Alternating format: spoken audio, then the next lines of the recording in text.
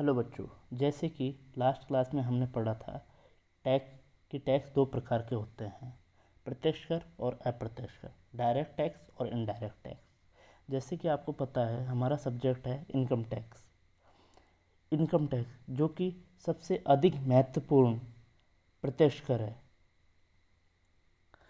तो income tax को जानने के लिए सबसे पहले हमको इनकम टैक्स के लॉज को जानना होगा जो कि भारत में है। आयकर विधान को जानना होगा। भारत के आयकर विधान के 5 घटक हैं जो इस प्रकार हैं।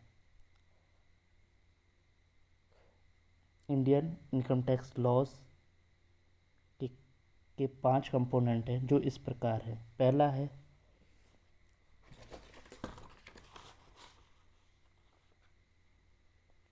आयकर अधिनियम, इनकम टैक्स एक्ट। दूसरा है एनुअल फाइनेंस एक्ट, वार्षिक वित्तीय अधिनियम। तीसरा है आयकर नियम, इनकम टैक्स रूल्स। चौथा है सर्कुलर्स एंड नोटिफिकेशंस, परिपत्र अधिसूचना। और पांचवा है लीगल डिसीजंस ऑफ कोर्ट, न्यायालय के वैधिक निर्णय। सबसे पहले इन घटकों को नीचे स्पष्टीकरण देते हैं। सबसे पहला है आयकर अधिनियम। भारत में आयकर लगाने के लिए एक कानून बनाना होता है। बिना कानून के ना तो केंद्र सरकार ना ही राज्य सरकार को किसी भी प्रकार का टैक्स नहीं लगा सकती। तो आयकर लगाने के लिए भारत सरकार ने आयकर अधिनियम 1961 लगाया। इनकम टैक्स एक्ट 1961 के द्वारा भारत में आयकर लगाया जाता है। यह अधिनियम 1 अप्रैल 1962 से प्रभाव में आया।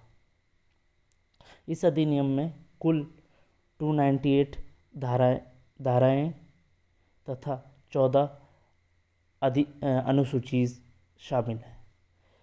मतलब 298 सेक्शन एंड 14 शेड्यूल्स शामिल हैं। तो इनकम टैक्स एक्ट 1961 भारत में आयकर लगाने का कानून है। दूसरा हम देखेंगे फाइनेंस एक्ट, वित्तीय अधिनियम। आयकर अधिनियम 1961 में आयकर की दरों का उल्लेख नहीं होता।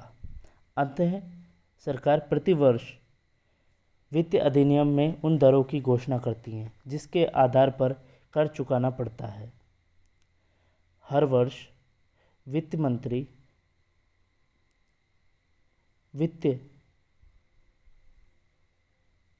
वित्त विधेयक संसद में पेश करता है।